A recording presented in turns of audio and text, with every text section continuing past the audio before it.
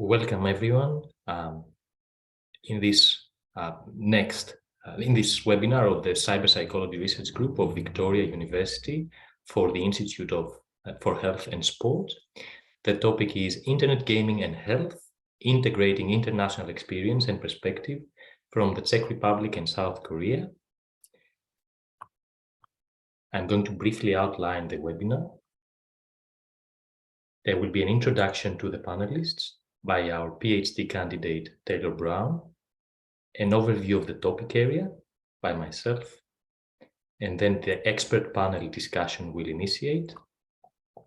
We'll have an introductory section to the panelists by Taylor. Then we have section 1, where we are going to talk about game-related opportunities. Section 2, game-related risks. Section 3 will address future research priorities with the help of our esteemed panelists. Questions will follow and be facilitated by Taylor. You will have the opportunity to ask our panelists questions. And finally, we are going to close and conclude this webinar. Taylor, please introduce our esteemed panelists.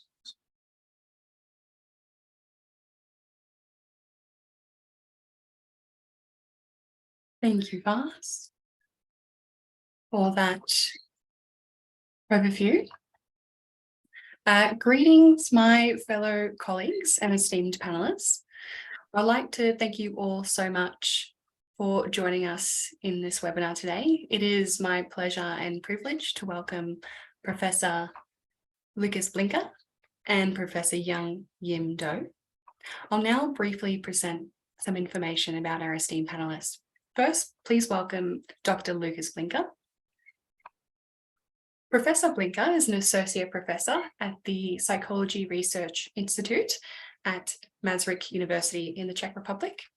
He has extensive knowledge and background in his research field, with him obtaining a PhD in both social psychology and media and communication. Additionally, his research activities involve being a member of the Health Behaviour in School-Aged Children Research Network, which aims to engage schools in improving and monitoring adolescent physical and mental health. In his research, he focuses on adolescent excessive digital media use and various aspects of problematic and non-problematic gaming. For example, gaming addiction and engagement, the relationship we have with our avatars, and many, many more. Recently, he's also been focusing on internet usage and sexuality. We are honoured to welcome Professor Blinker to this webinar.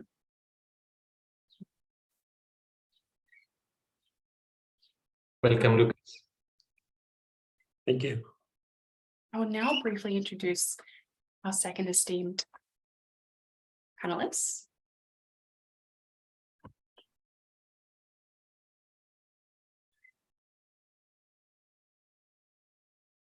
Please welcome Professor Ian Doe.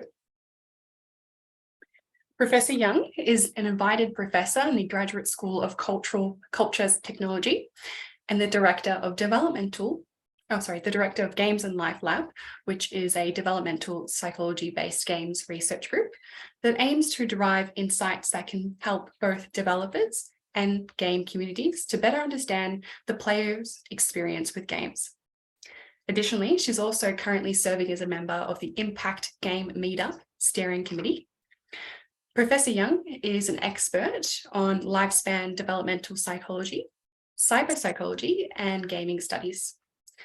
She's interested in expanding human well-being in a society that is undergoing digital transformation based on an integrated understanding of the social cultural phenomena in which the real world and the game world are interconnected. Her research and her research interests involve analysing players' experience and behavioural changes from a social cultural perspective and investigating the artistic experience of digital games. She's also currently carrying out activities to foster game literacy and discover future game-related social agendas to create a healthy game cultural ecosystem. Again, it is an honour to welcome Professor Young to this webinar. Mr. Lily, thank you for introducing me. Okay. Welcome. Welcome. I should probably say that I have collaborated with both our esteemed panelists, and it's been great pleasure to host them here tonight. It's very early for Lucas in the Czech Republic. It's 7 a.m. And it's a great sacrifice for him to be here with us and for Yun Yim, given her very busy program. I'm now going to introduce the topic.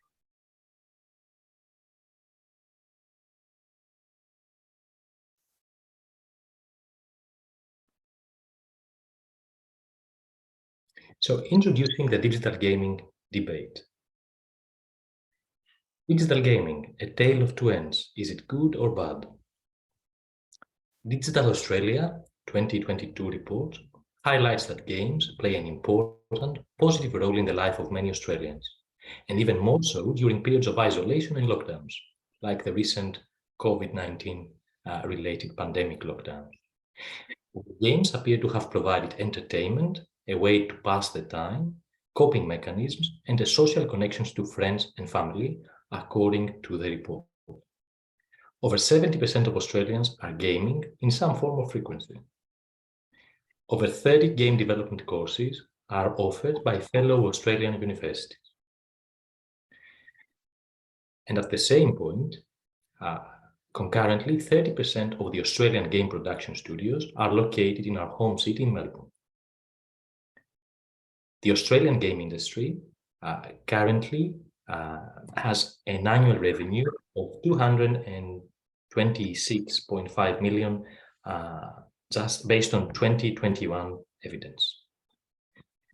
Globally, the gaming market has expanded 20% since COVID alone and is currently worth over 250 billion USD. Interestingly, in our country, in Australia, on the 23rd of November 2022, the Australian federal government introduced legislation for a digital games tax offset that is expected to support the local game production. This offset will apply retrospectively from the 1st of July 2022, providing a 30% refundable tax for eligible businesses that spend over $500,000 on qualifying Australian development expenditure for games production. It is envisaged that with measures like that, by 2030, the local industry will be employing 10,000 full-time workers and worth over $1 billion revenue yearly. However, games with gambling elements and games that would not be able to achieve classification as constructive or pro-health, pro-social, will be ineligible for this tax offset. If you're interested, you can attend the progress of that bill on the link below. At the same time, we had a recent coroner's report in November in relation to the death of an adolescent boy in 2020, which was associated to gaming disorder, where the coroner reported that the country lacks treatment resources to prevent and address disordered gaming challenges. We have excessive disordered gaming compromising the well-being for a proportion of mainly younger gamers. In 2013, as most of us may know, the American Psychiatric Association introduced the term internet gaming disorder as a conditional diagnosis. In 2019, this diagnosis became a disordered gaming diagnosis became formalized by the World Health Organization in the International Classification of Diseases, the 11th edition. And there is an estimated 4.6% prevalence for adolescent gaming disorder presentations. Literature implies that as newer generations are more digitally skilled, population ages and game accessibility increases through portable devices and smartphones, future prevalence will also spike across older ages. This is important due to the multiplied cost of the disorder for gamers and their families. I guess the question that we have to address with the help of our panelists today is how we can maintain the benefits related to the development of games and the talent that people invest in producing these games, and concurrently reduce the risks related to the expansion of excessive gaming usage. A main question is what is happening in other countries? And this is what we are hoping to address, to answer with the help of Yim and Lucas today. So welcome to both of you. And Taylor will continue with the first session of this section of this webinar, the introductory section. Thank you. Thank you, Vas, for that wonderful introduction to the topic. I'll now really would love to hear more about your current research, and if you would feel comfortable sharing some information about what you're currently researching. I'd like to first start off with Professor Blinker. Would you be comfortable sharing some information about your current research projects? Okay, thank you for the question and thank you for invitation. It's my great honor to be here with you now. My current research, basically the one connected to computer gaming, there are two big blocks. The one I'm currently most working on is the longitudinal data collection on gaming disorder in psychodynamic perspective. So I've collected 2 waves so far. Each wave is after 9 months, and the last wave will happen in February. So we included many variables about the emotional dysregulation, the reward deficiency syndrome, many variables on motivations, also including implicit motivation, which is a novelty in this type of research. So we not only let the participants to fill in the questionnaire, but we also projected dozens of pictures, and the participants had to type what they see and how they interpret the pictures. So we used the operant motive test, which is kind of similar to TAT, the thematic perception test, rather than Rorschach cards. So they basically had to write the story, what they see, and we had to categorize the code, and it's immensely expensive and time-consuming. So we shall see if it brings any new knowledge about the phenomena. So this is the project I'm working on now.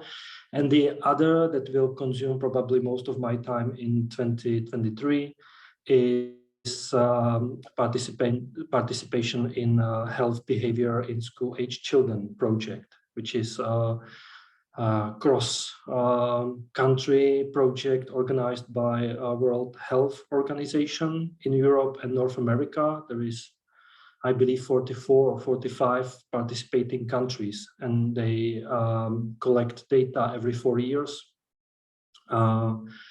Quite big data. So, for example, 2022, it was a year of data collection in all the countries, and in the Czech Republic, we have like 15,000. The sample of representative sample of 15,000 teenagers aged 11, 17.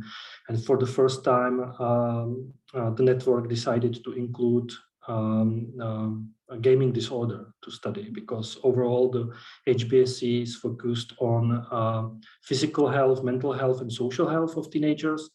And in the previous data collection, 2018, they collected data, or they included the social media disorder scale, and now they decided to focus on gaming.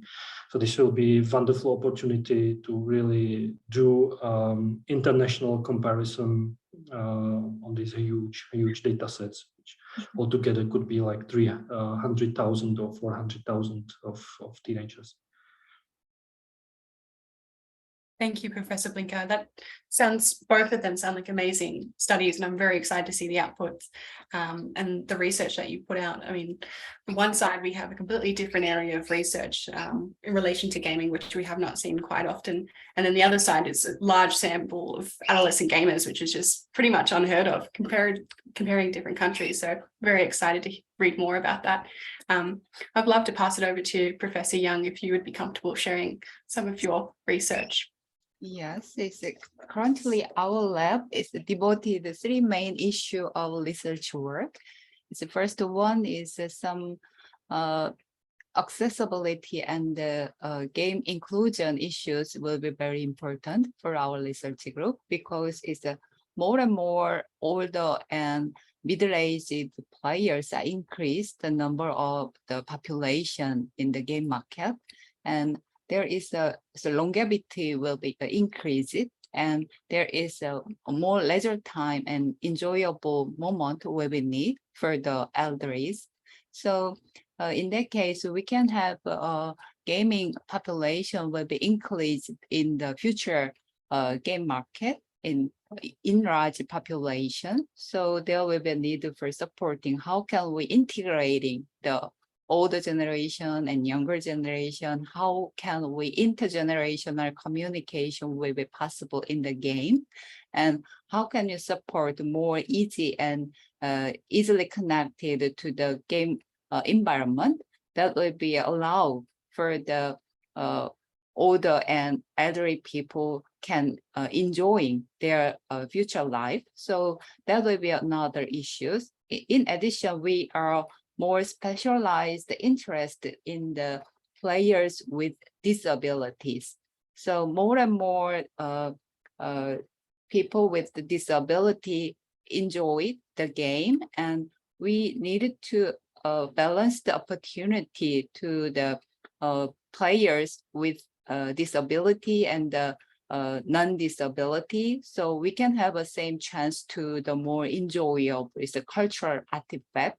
So that will be enlarge the future equity in the global society. So that will be a very important issues related to this inclusive or digital inclusion. We are currently collaborating with the UK, UCL, and the Museum Study Department, and have a chance to the how can you collaborate with the museum studies and game studies, and how can we more enhancing the opportunity, more inclusive innovation in the museum setting. So currently we are aware about the social power of the game, enhance the people's connection and more communicate deeply and more enjoyable life. So we can, how can you apply the gaming's knowledge or gaming's wisdom to more fruitfully connecting each other and inclusive way. So that will be a good chance to collaborate in a different country. And another topic we are endeavoring is a player's artistic experience of games, because more and more technology advanced and the aesthetical expression will be elaborated in the gaming.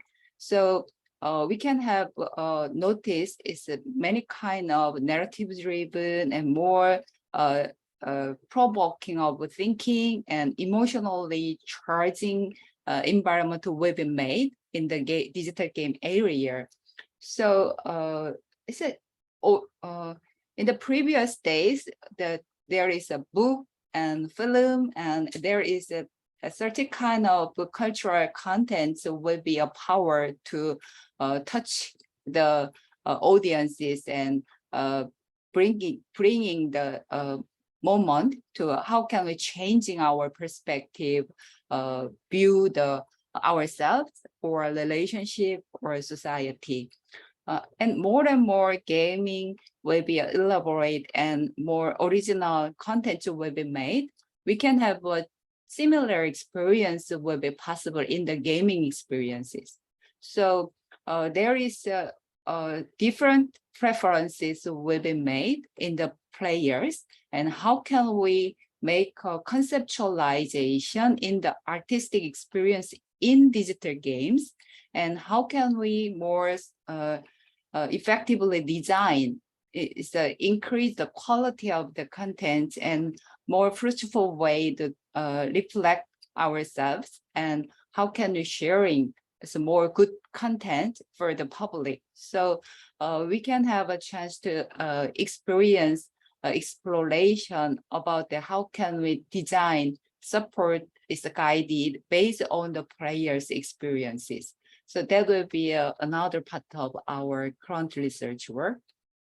And third point is more community-based integration about the games and other third-party applications, such as Discord or streaming effort, is more elaborating and enlarging the environment. It's a layer will be connected each other.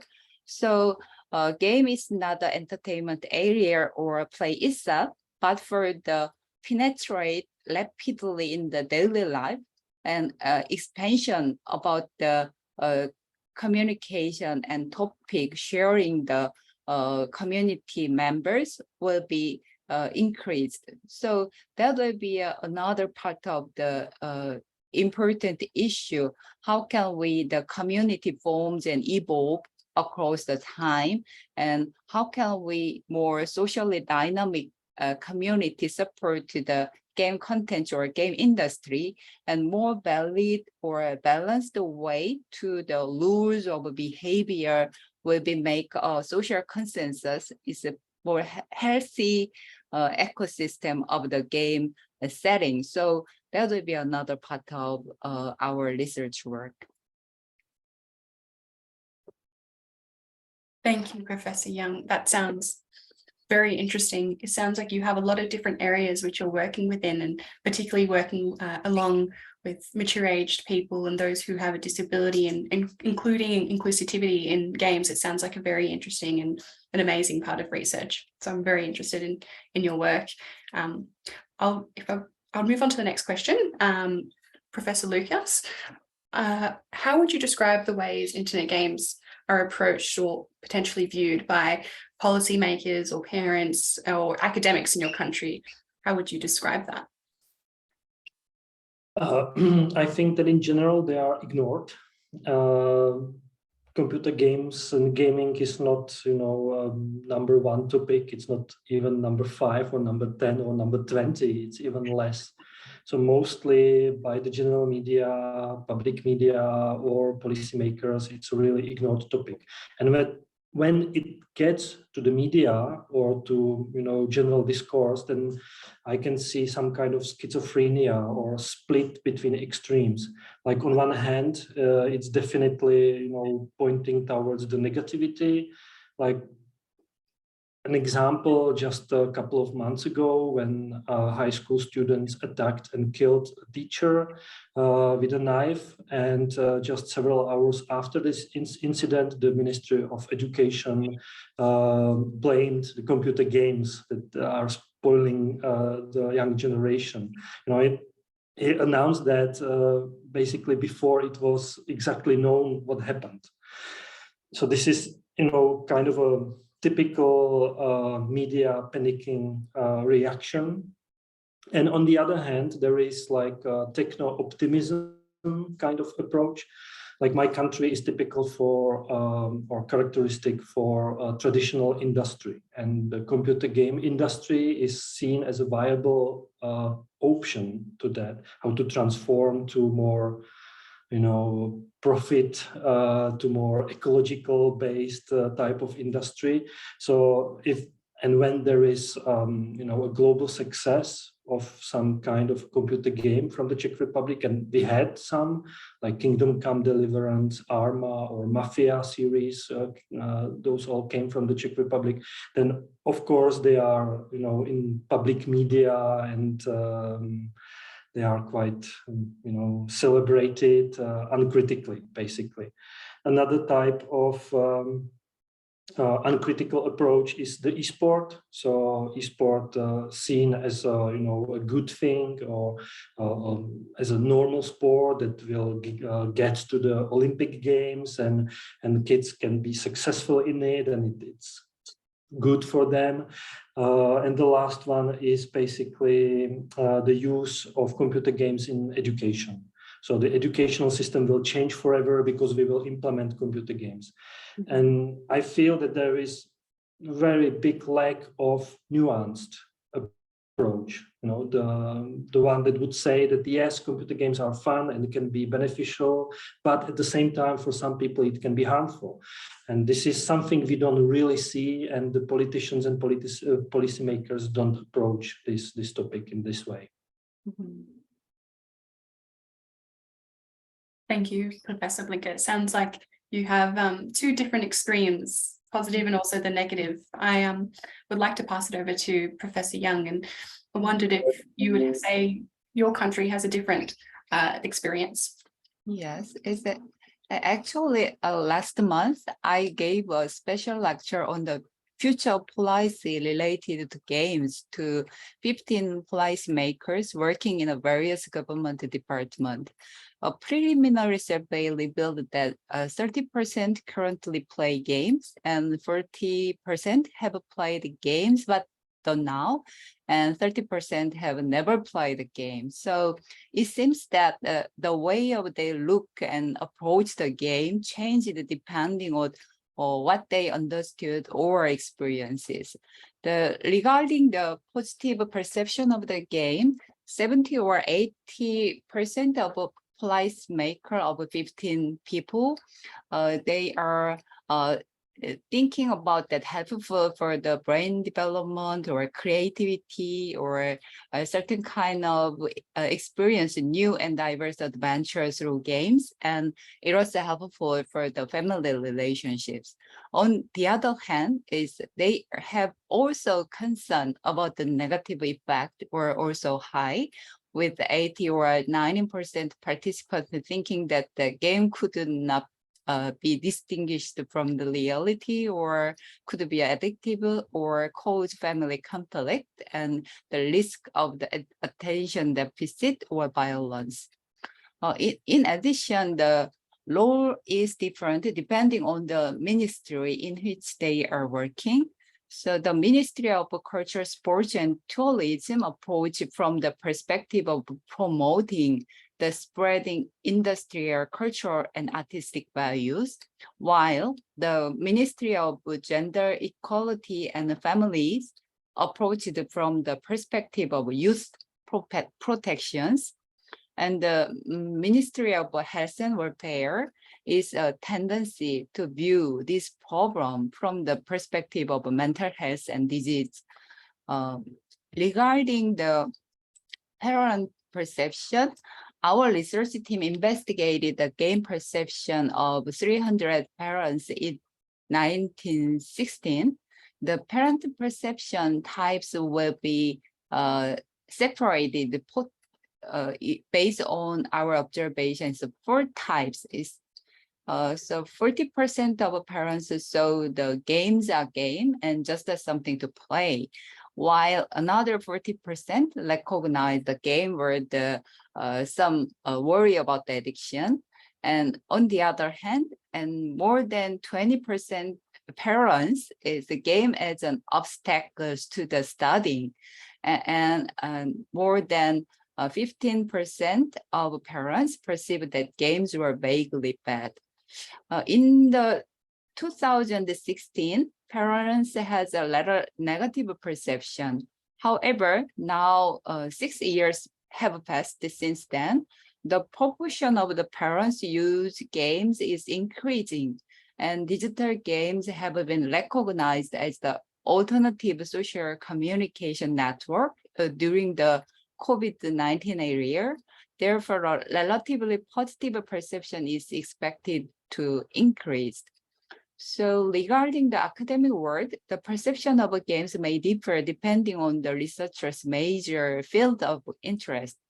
It's generally psychology or mental health researchers mainly take on approach to addressing the negative aspect. However, it's more research on the digital therapeutics have become more active. It seems that the interest of psychiatrists and psychologists is also moving toward the exploring the positive possibility of games. On the other hand, the researchers in communication, media studies, or culture and game studies pay attention to the positive aspect of games. So And the researchers in the field of technology or engineering are more interested in the future possibility because they study the latest interfaces on or scalability of emerging technologies. Although I am a psychologist, I work in the field of combining technology and culture. So in the past, I have conducted research on preventing or resolving the negative aspect, but now I mainly have a research perspective that expanded the positive possibility of digital game in society. Thank you, Professor Young. That sounds very interesting, potentially even with parents joining games. I think that's really interesting to see how that might shift their perspective. So thank you for sharing. I'll move on to the final question, which is starting with Professor Blinker.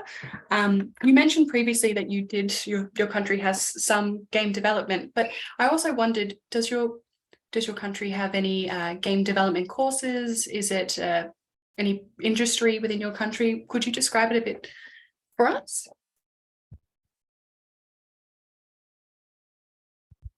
Muted.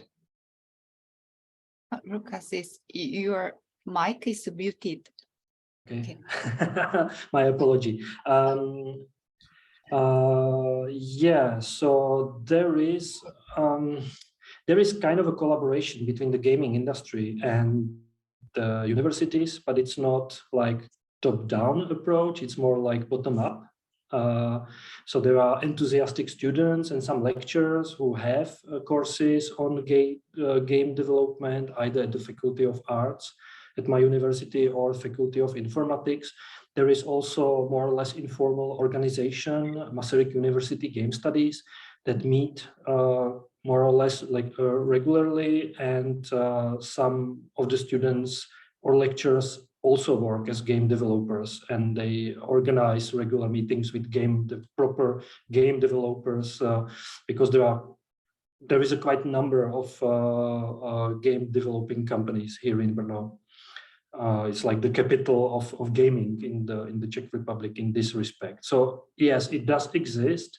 It's not organized from the above level. It's more like an initiative of individuals, and it's a more or less informal network of people. Thank you, Professor Blinker. Professor Young, how would you say your industry within your country would be? Yes, in South Korea, its game department began to open in the early 2000s. So there are about 60 game department, including 4-year or 2 or 3-year colleges, and including professional schools that use credit bank system to grant a degree or not, and vocational educational centers. More than 100 places will teach game development courses. According to the 2021 Korea Game White Paper, the total sales of the game industry in 2020 will reach the 19 trillion won, is maybe $14 billion. There are 1,000 game production and distribution companies, and more than 9,000 PC rooms, and 500 arcade game rooms, and number of people working in the games industry is maybe 83,000 people. So our country is a global market share of Korea game industry is 6.9%, ranking in the first after the US, China, and Japan. So it's a big industry in the Korean society, especially in the content area.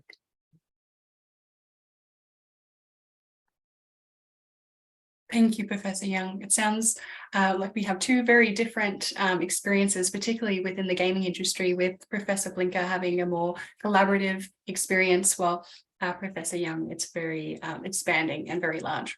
But thank you both. I'll now pass it off to Lars, who will go on to the next section of the webinar. Thank you. Thank you, Taylor. Thank you, Yun Ying. Thank you, Lucas. It's great having you here.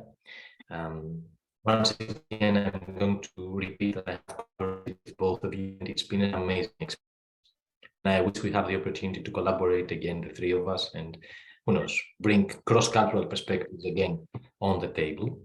I would also like to highlight how complementary your work is. One is emphasizing on adolescents and developing individuals from a risk perspective. The other is emphasizing on the whole age range and older game users and well-being, enhancing perspectives or social connection perspectives. So it's not only that you are geographically or culturally different, but what you bring on the table is really interesting and gives us perspectives on both sides, the negatives and the positives. So the next section has to do with game-related opportunities. So my question would be, do you feel, would you say, that there is evidence, scientific evidence, which supports game-related opportunities as serious games for treatment, games for assessment through digital phenotyping, the way one plays might tell us things about who they are in their real life, or even prevention, in your own research or in general? And I'm aware of the fact that you have partially addressed this area, but I would like to invite you to be more specific. Scientific evidence, either in your work or internationally, supporting, favoring game-related opportunities in mental health. Yun, would you like to start, since you are the optimistic one on the table? Okay, so I suggest our own finding based on the last year's research. So for the past 5 years, the Games and Life Lab has been studying the relationship between game use behavior and social support and social well-being of middle-aged and older adult players and players with disabilities. According to our research result, the distribution of a game player is expanding to the elderly beyond the younger generation, which were thought to be a main user of games. And for those who were considered minorities, such as a player with disabilities.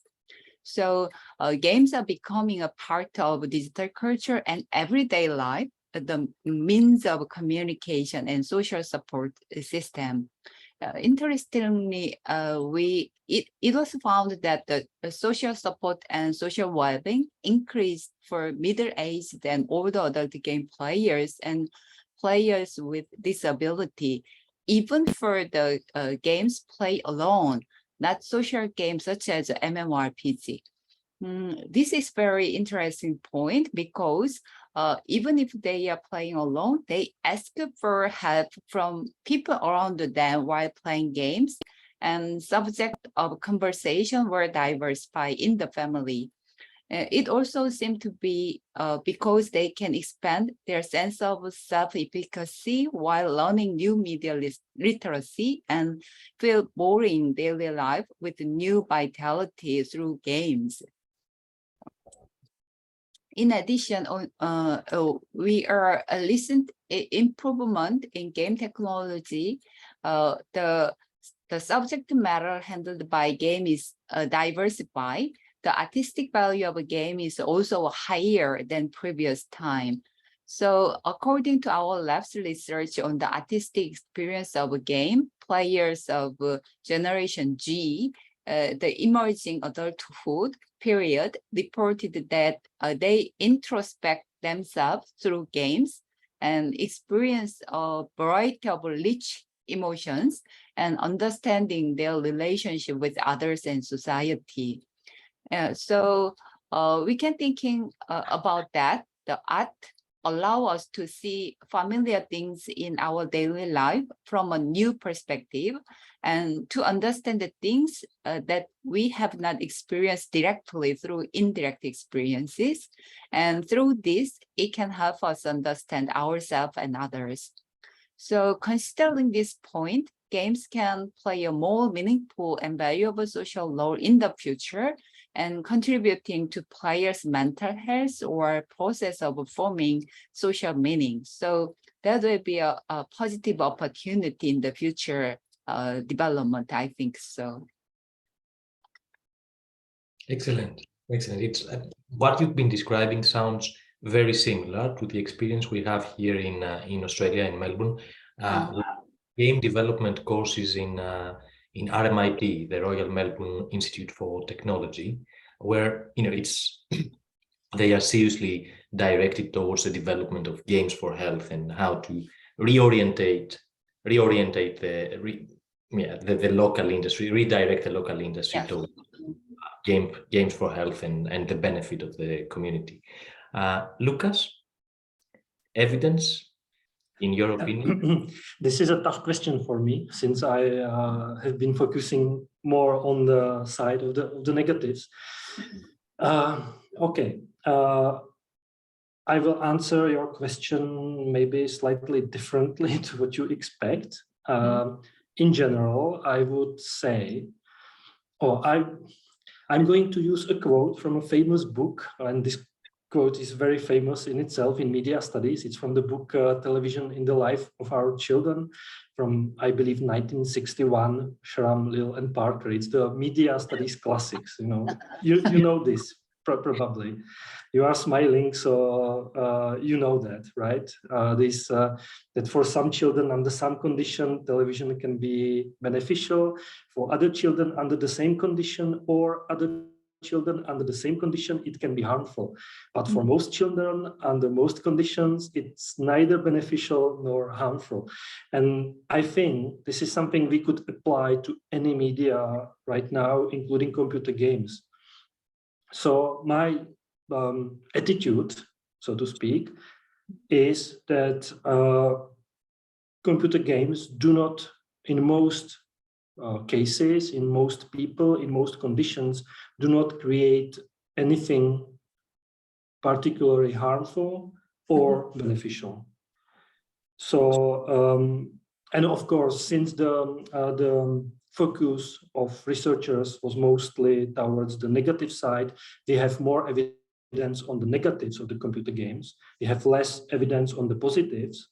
But even if we, the thousands of researchers now focus on the benefits, we would find some evidence probably, but this evidence, in my opinion, would be applicable only to a minority of gamers. So this is my general attitude, that we should not expect anything particularly negative and anything particularly positive. Mostly games are about fun. It's about mood modification, mood management, which is a benefit in itself, also negative in another perspective. But in general, this is what we should expect. I'm sometimes a bit not stressed, what's the proper word? I have mixed feelings when I'm approached by policymakers or journalists that they, kind of expect. So does the addiction exist? And when I say no, well, it's complicated. Only minority of people suffer from something like computer game addiction. And they say, okay, so it's positive. Like, really? So computer games is a positive thing. And I say, well, not really. For majority of people, it's not really that positive. So still, I think we do not have this nuanced and contextual approach. So this is my general answer, and more to say something from my research, if we have time. It's just a minute, because the only thing that's close to studying benefits in my own research is scale. I developed, and now the psychometric properties have been calculated, and it looks really, really good. So I will try to write the publication. It's something I call the positive gaming scale. Because when I studied, when I distributed questionnaires, often I received a negative response from the gamers, because they had a feeling that we are constantly focusing on the negative side and there is nothing positive. So when I had the opportunity to conduct the qualitative in-depth interviews with the gamers, I also asked about the positive. So what the computer games brought them from this 50 interviews. I created a long scale. I included it in my questionnaire. Then I conducted some analysis, and it turned out that it works perfectly well. That there is really some essence of positive gaming the gamers have, but I must say that it's the attitude towards the gaming. It's the subjective feeling, about the gaming. It's not the real benefits of gaming. Although there are questions like the games help me to find out who I am. The games help me against loneliness. The games help me to learn English and so on. So these items really work together, but it's more or less attitude. Although on the other hand, the things that we perceive as real could become real. How interesting. Okay, all from me. And how complementary, once again, you are both. So Yim says, yes, there is evidence which supports the pro-social, the pro-well-being use of games. And Lucas becomes more specific and adds, yes, for a minority. And the interesting part of what Lucas says is the majority of gamers may not actually experience neither very positive nor very negative effects.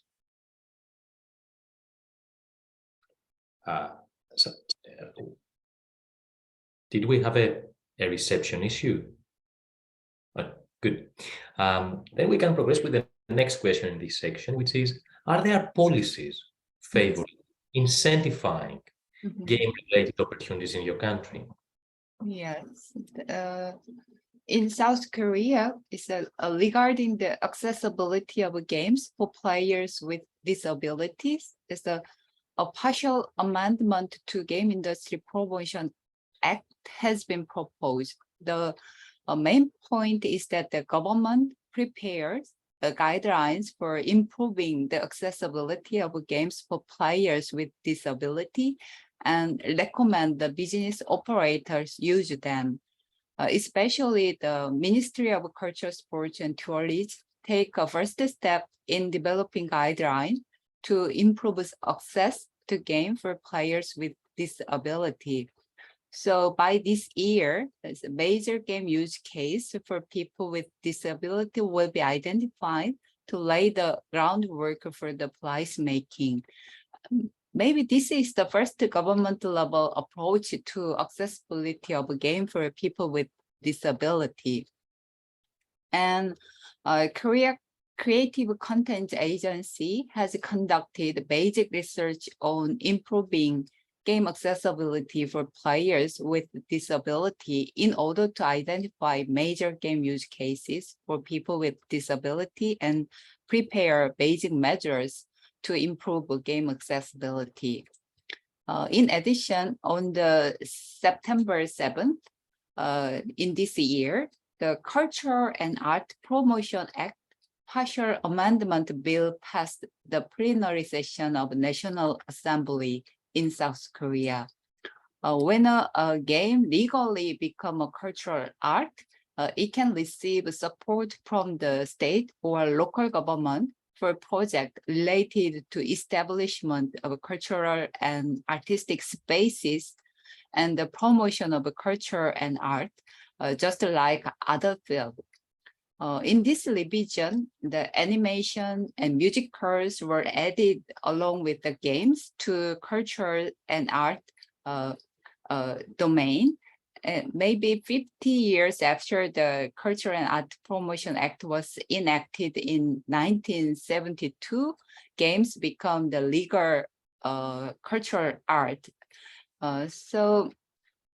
Maybe the passage of the bill is expected to improve awareness of games and expand the support for the game industry.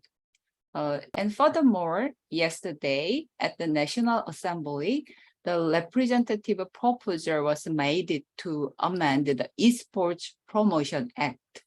The purpose is to prepare a platform for players with disability and the non-disabled people to compete in equal environment through the development and standardization of controllers.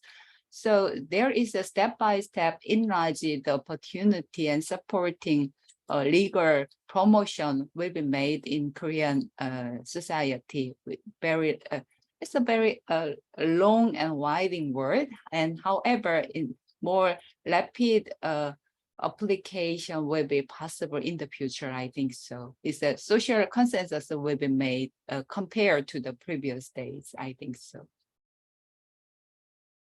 Very interesting. Literally, very interesting.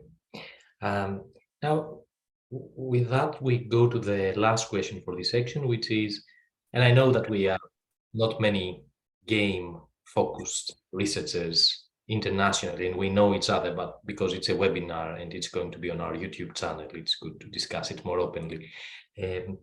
Are you aware of researchers or academics investigating specifically game-related opportunities in your countries, aside yourselves?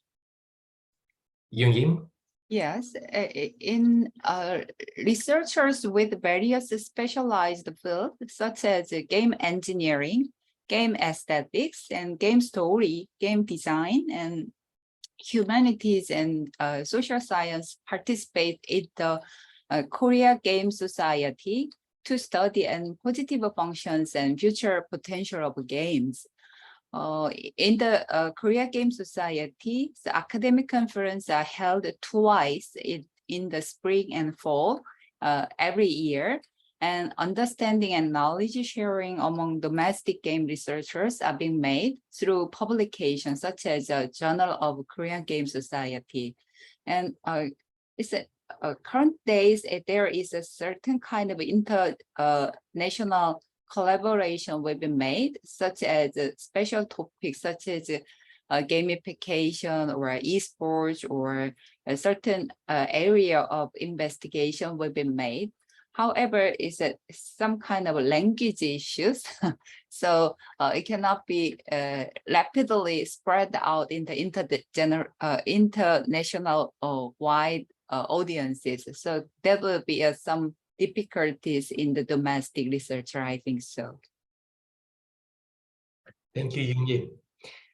Lucas, the Czech Republic, any pro-game opportunities, researchers or investigators? Well, there may be some, but not many. I do not know anyone personally. It's a bit complicated because for a really long time, computer games were not considered to be a serious media. You know, not a serious media content to, you know, really invest serious attention and money into researching that. So this is a big problem, you know. Even the departments of media studies, various departments we have in the Czech Republic, the newspapers, the television is still, you know, the serious thing. The computer games is just fun for the enthusiasts, not for the whole department. But the situation is changing somewhat. So I know that in Prague, at the Charles University in Prague, they have a dedicated game studies team. But they do not, as far as I know, they do not study the positive media effects of gaming, but rather they study computer games as a cultural artifact. So they study, for example, the history of gaming, the gender aspects of gaming, and things like that. So not really the positive sides. There are several teams that study the negative sides of gaming, but we maybe will talk about that a bit later, but still not that developed, I would say. So yeah, Czech Republic is a neglecting country in this respect. Which means a bright opportunity for the Psychology Research Institute in Masaryk to balance the Czech data, Czech evidence related to pro-game opportunities in the field. Yeah? Great. Taylor, the next section is risks. Thank you, Vasna. As you previously said, I believe some of these questions have already been answered, but I'd love to hear more in-depth answers. We'll start with Professor Young. Do you feel there is any evidence, either in your own research or just in general, indicating some game-related risks, such as internet gaming disorder? So there is many research work will be made for the negative side of gaming issues. However, I suggest today is based on our observation, our data. So in 2019, with the support from the Korea Creative Content Agency, we analyzed the big data on the perception that Koreans have about game culture. Among them, the news semantic network analysis covers about 20 years from 1990 to the 2019 in the entire Korean news archive. In terms of amount of issue related to the game addiction mentioned through newspaper, when looking a keyword such as disease code or addiction and classification, it can be seen that the content related to the introduction of the WHO disease code account for the largest portion.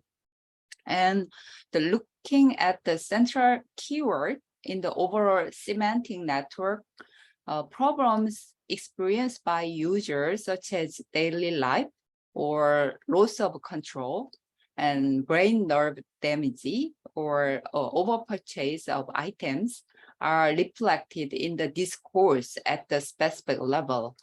This can be confirmed that public concerns about the issues are real, and especially parents and students who are the subject of conflict and discourse reproduction stand out as a main actor related to gaming disorders.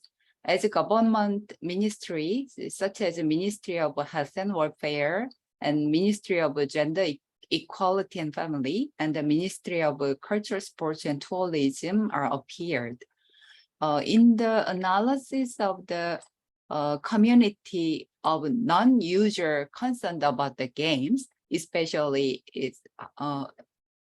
some keyword such as addiction, side effect, stress, gambling, and divorce related to concern about husband and children were identified with a fairly high level of negative side effect. Here, it can be confirmed that not only concern about side effect that children who use games will experience, but also they are concerned about the situation in which husbands are neglected at home and conflict occur through game use and largely reflected. In particular, in the case of gambling, it was confirmed that it is related to issues such as purchasing gacha item, is probability type items that occur within the games. Maybe adult male users, especially those who have had a game experience since childhood, are the main purchaser of games and are the core layer of item purchase and probability type item purchase, especially in free-to-play games. In fact, considering the games with the highest online sales are not games for young users, but games for the adult male users, the phenomenon of marital conflict surrounding the game can be interpreted with sufficient probability. So we can find out that it is necessary for the game industry and government to pay attention to the fact that parent-child conflict and marital conflict and the speculative issue of probability type items are emerging as important issues. So in order to improve awareness and preventative measures against this is the terminology of health with be redefined and include the game-related policies should not only the physical health of adolescents, but also health in relationship and family issues. So there will be some sign of a symptom in the negative side of public opinion. Thank you, Professor Young. That sounds very interesting. And particularly with the different effects with different age groups. So thank you. I'd like to pass it over to Professor Blinker. I know that previously you mentioned neither good, neither bad, but if you'd like to expand further, that'd be fantastic. Thank you. Okay. Yeah, the evidence we have, and we have, in my opinion, we have very solid evidence. If you look at the various negative topics that the games were supposed to produce, like aggressive behavior or addiction or various placements, there are hundreds, maybe even thousands of papers written so far. So we have, it's not a matter if it does exist. It's what we are trying to find is when it does exist, to whom and in what conditions. So we are trying to precise our knowledge. So, there is, speaking about, for example, the aggressive behavior done under the influence of games. Yes, there are theories and evidence saying that there is this influence. There are some others that there is not. It seems that, that it's inclining towards the effect, the existence of the effect, but the effect size is really small. This is the first thing. Generally, the effect sizes in media effects studies are very, very small, sometimes even tiny, and often they disappear in the longitudinal studies. Because, and the second point, there is a lot of noise of other variables. We study computer games, but the games and gaming is part of the identity of the person and the lifestyle of a person. So the gaming and the games do not exist in a vacuum. It's always connected into the identity of a person with other things. So it's not if the person is acting aggressively or driving aggressively, it's not just because he or she is playing that particular game, but because the person watch YouTube videos, is member of certain groups that glorify that kind of behavior, etc., etc. So it's much more complex, and the games is just one piece of a puzzle in that complex phenomena. It's not the main cause, I would say. In case of the gaming addiction or gaming disorder, again, I think we have a solid evidence that it does exist. For example, in my own research, I approached this topic with use of scale that is differentiating gaming addiction and gaming engagement. Yes. Both topics are, from the perspective of an outsider, very similar, because they both involve really huge amount of time. So, if you high on gaming addiction, you gain probably as much as those people who are high on gaming engagement. So the parents are freaking out, basically, in both cases. But if we look at that from the psychological perspective, we see very different patterns of behavior and very different patterns of associated psychopathology in those cases. This is something I did in my research, and I have several papers on that. The impulsivity levels are very different in addiction and engagement. The interpersonal dependency is very different in addiction and engagement. And the use of substances is very different in addiction and engagement. And in all cases, it inclines, the gaming addiction has very similar patterns we can find, for example, in gambling or other addictions. So in my opinion, in my own research, I would say, yes, there is evidence, but the number of people suffering from this issue is much lower than the general public or public media or policymakers think. It's, in my opinion, so small that it does not, in case of the Czech Republic or probably other European countries, do not need very strong policymaker approach, to set some strict rules, for example.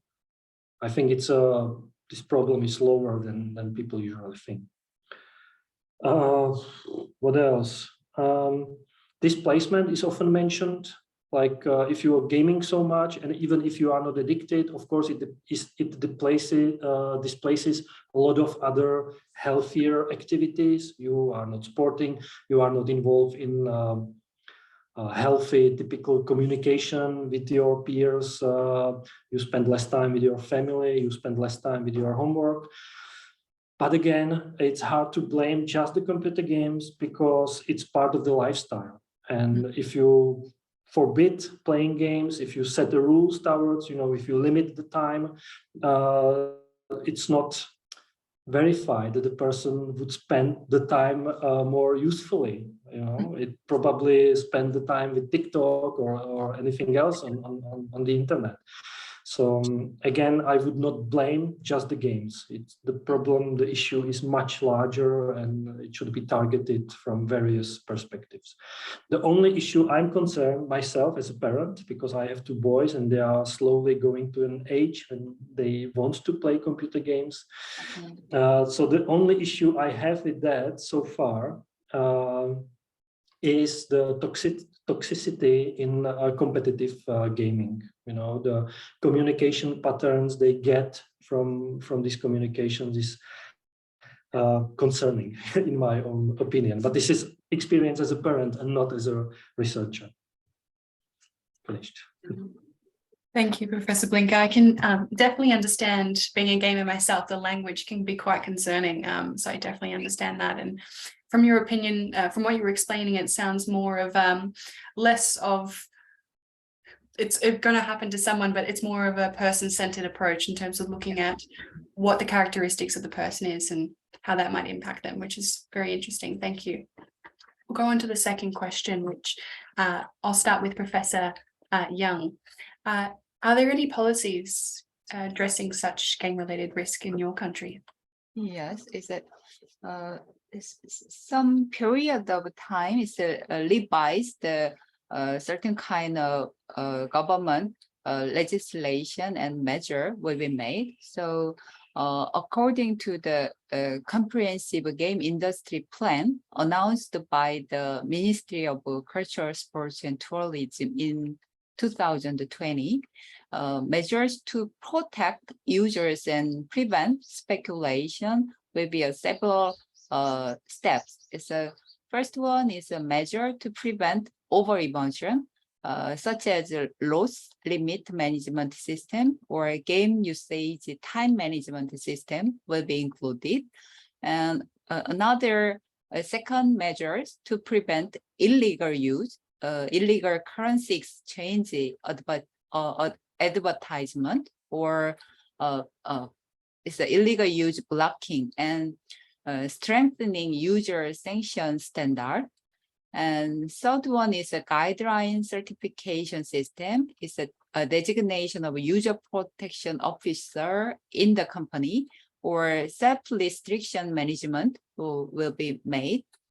And the legislation of probability information, or it's a gacha related information, will be revealed for the consumer protection. So comprehensive consideration of youth protection and transparency of enactment and effective regulation and negative impact on industry. So there will be a legal, make a legal ground about support, how can we protect in the users in gaming areas.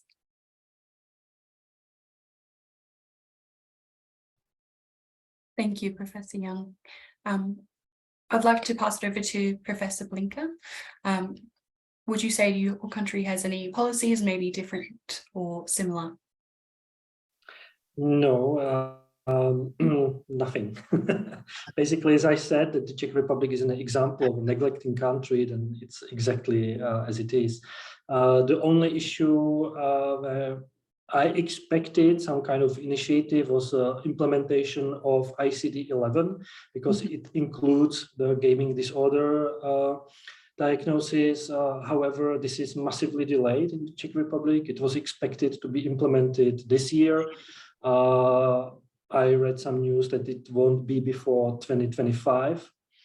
So it will take several years this probably makes the health insurance companies happy. I'm not sure.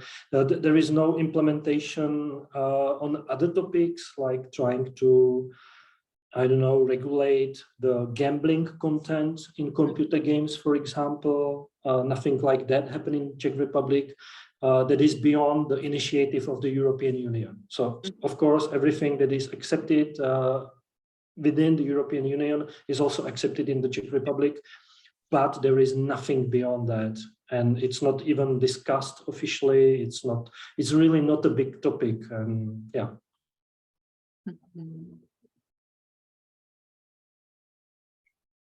Thank you, Professor Blinker. It sounds very different experiences, but it's very interesting to hear both perspectives. So thank you. I'll move on to the final question, which will be, are there any academics or researchers who have been investigating such potential game-related risks in your country? I know, Professor Blinker, you mentioned that there's not that many researchers on this topic in your area, but potentially, would there be anyone potentially that you're aware of? Czech Republic is not a big country, and there are just several universities, so the landscape of the research is quite small, so we know each other. I know probably all the people who do the research on the risks connected to computer gaming. We are in regular contact. You know, there is a group of people at the Charles University in Prague, at Palacký University in Olomouc. There is not a big collaboration, like we do not share data, for example. We do not write papers together. We just know about each other. We try, because we compete for the same, money, because we have only one science foundation officially. So we are basically trying to let know each other what's our focus, what we want to do in future, not to step, into the same area as they are doing, and not to compete for the same money, to do something slightly differently. So we are coordinating, we are in communication, simply because it's just, several people. Even my team, that is probably the biggest at this moment in the Czech Republic, that studies the risks connected to gaming. It's just me, my ex-colleague who is doing something else right now, and 2 PhD students, and we are the biggest team in the Czech Republic. So you can see that it's really small. Thank you, Professor Blinker. Well, it does sound that you have a small community of gaming researchers. It does sound that you have those strengths in researching different areas. So that sounds like a really great opportunity. Professor Young. Yes. In the South Korea situation, it's a totally different. Yes, it's a previous expert such as a psychiatrist or psychologist and social workers and counseling expert work together to conduct research, program development, and operation of a preventive intervention program, such as a Game Over Immersion Healing Center in the nationwide government support system. And it's already 5 hospitalized center will support the some kind of gaming disorder players and support their needs and understand and identify what is the cause and the effect of the gaming addiction or problems. So in the 2020 redefine about the reorganization of a function, it's reinforcing the regional-based game healing center as a center of creating proper game culture. It's not limited for the focus on the over immersion or addiction issues, but for the more healthy and game-related education or prevention and counseling service will be enhanced and transition of the creating the cultural spaces. In addition, it's not a more focused hospital driven research work, but for the community-based and the community-based model. So that will be included community-based game healing center. So there will be improve the program, enable access to over-immersion healing service. It's a game related education or enlarge the game literacy or prevention or a certain kind of cultural art or sports activity will be disseminated based on the how can you more enjoyable life and how can we rebalancing our daily life more balanced way. So that will be a certain kind of changing. It's a little bit step by step to enlarge the opportunity and rebalancing about the problems and more focused way to community-based resources. So that will be a current state of Korea society. Thank you, Professor Young. It sounds like very two contrasting experiences, and it's very interesting to hear both. So thank you. I will now pass it over to Bas, who will be discussing the next section. And I'm just thinking that we have exceeded our time and we need to be brief, and probably we're going to be a little bit unfair with the last section, which is going to be one question to be summarized in one question. In your opinion, as experts in the field, and I know that you have both worked really hard to contribute in the available knowledge internationally, what would you suggest that should be the priority for future game research? Cross-cultural research, research into games and or opportunities, research which receives funding or doesn't receive funding from certain sources. What, in your opinion, is it that we should prioritize? Yoongjim. It's a very difficult question for me. So, because in fact, it is difficult to predict the complex future society. And so we cannot guarantee for the one topic can be a total solution about the future preparation. So it seems important for psychologists who understand the people's mind and players' mind to think about what is valuable in the future world and how can we create the movement that set the direction ahead and drive a social agenda because we can deeply understand is behind the mechanism of what is the play behavior. And we more deepening our understanding what kind of context, such as a family, school, or community, will be connected, how more healthful, promoted health-related gaming culture, or how can we aggregate about the negative side of effect. So we can connect and raising the issues and connect the collaboration with different expertise. So it will be enhanced understanding about the game culture and game industry and gaming players. In addition, there is overlapping the gaming experience and the real life experiences. And there is a crossover in the area. It's a game, movie, or drama, or books, or is any kind of cultural domain are intersected each other. And game transformed more as an art form. So there is many kind of future collaboration will be possible, I think so. It's not a research itself, but for the industry or community activist or some kind of different part of expertise, such as art, media, specialized, and some kind of place makers. So it will be needed to the research work enhance the opportunity to future risks and opportunities and more valid wide perspective can suggest we can have make a more wise priority setting will be possible, I think so.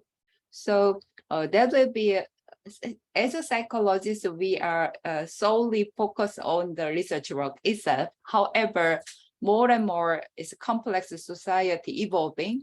We have another law to how can we initiate a social agenda, and social awareness will be increased about the related to knowledge of the gaming issues and players. So it can be an enhanced chance of what kind of future psychologists in the contribute in the gaming field will be a very prominent role in the future, I think so.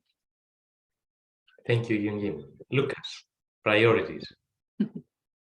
I try to be brief. I will focus on the topic of gaming disorder that I'm studying most.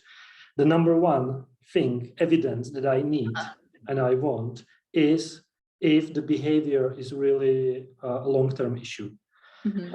Compared to, for example, pathological gambling or alcoholism or any, substance use addiction, we see that the people are suffering from this issue for a really long time, a decade or 2 decades, or basically for the lifetime.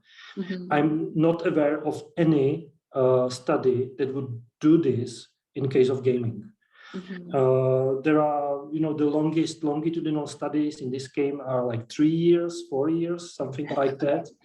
So this is like nothing. I really want to see if the person is suffering, for 15 years, 20 years. Yes. This is the evidence I need. Very interesting and a very good point, actually.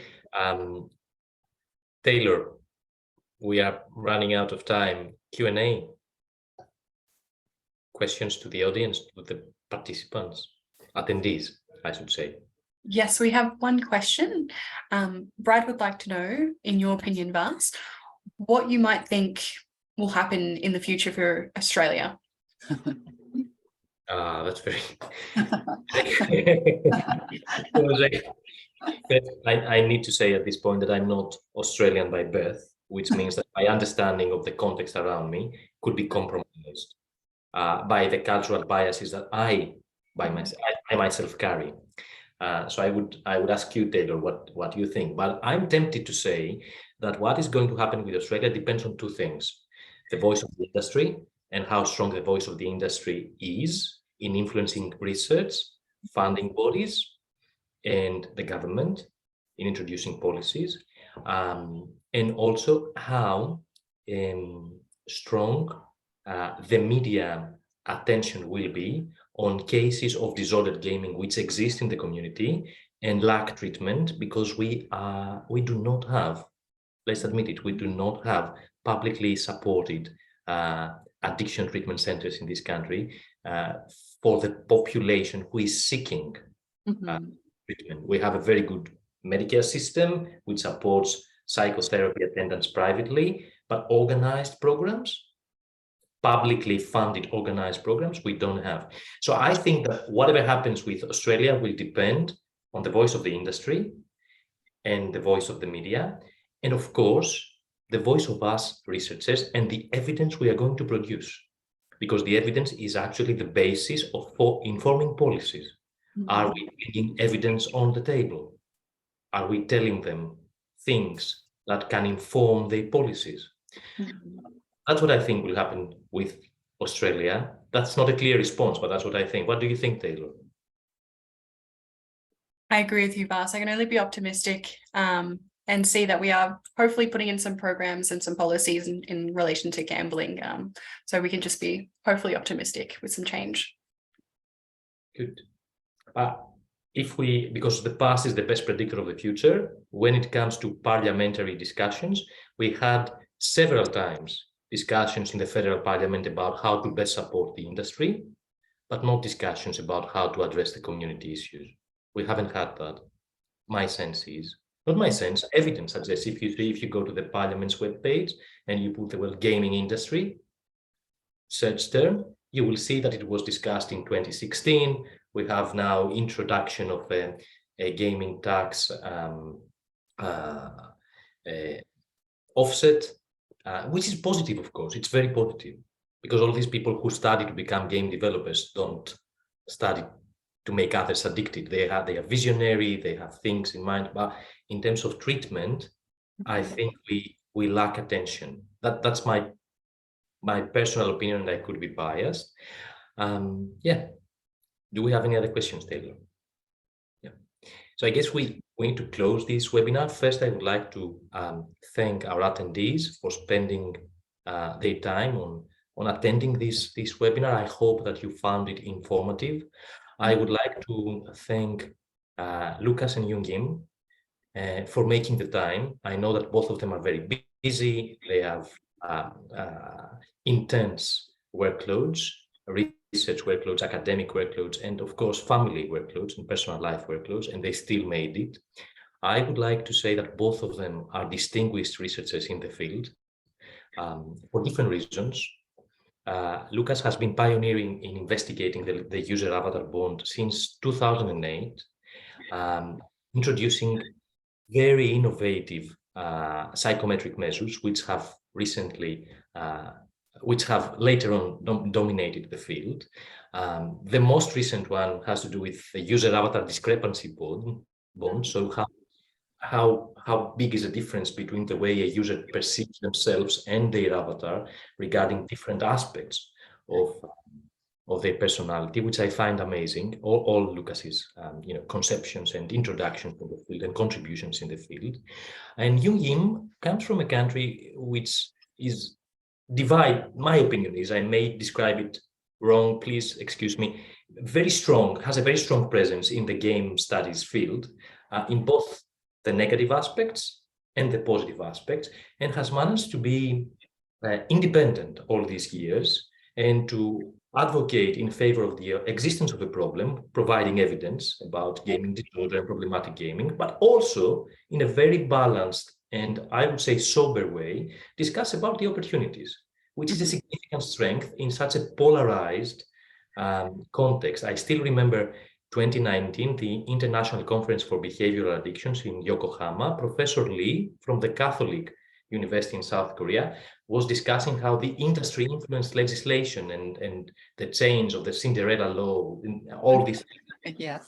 Which made me think that it must be really tense there, what's happening with the gaming studies and the gaming field. So thank you both for attending this and making it with this webinar. I would like to say that the recording will will be available on our YouTube channel. Comments are allowed to be on, which means that people might make comments about what we said today, might ask questions. Please feel free to attend. And in summary, I would like to say that I feel we had three important points to conclude. First, games are not an age-specific concern or interest. Young-Im highlighted very clearly that it's about the whole range. Yes. That's adolescence. Games are not just good or bad. Lucas very, very carefully illustrated that we have individual differences. It's not about the games being good or bad. It's about the individual, their surrounding, and the time that they use the games that can differentiate the outcome. Games are a global issue. That's the thing.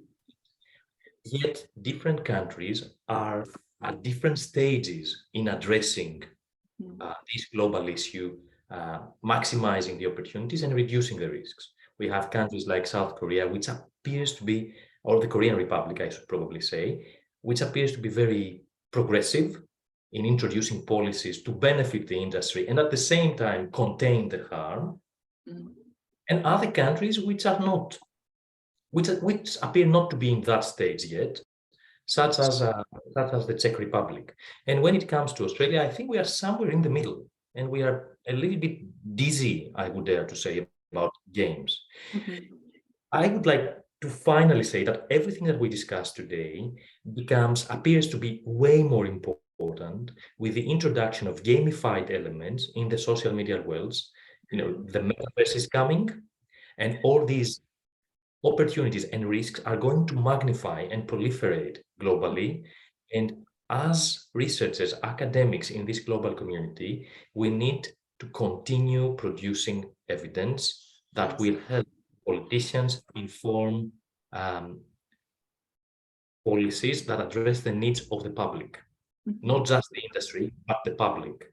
Mhm. The industry is a part of the public. It can produce jobs, income, can educate people, can have an interplay with arts, and all these are very beneficial, but we also have harm that needs to be contained. And I feel that we are allies in that effort, and I'm looking forward to seeing both of you in South Korea this summer. Winter for Australia is going to be August 2023, and likely have a coffee together and discuss more about these things. Thank you so much for attending. Thank you so much. Yes, really, thank you. Thank you very much. Thank you both. Have a great day. Bye-bye. Thank you. Bye bye.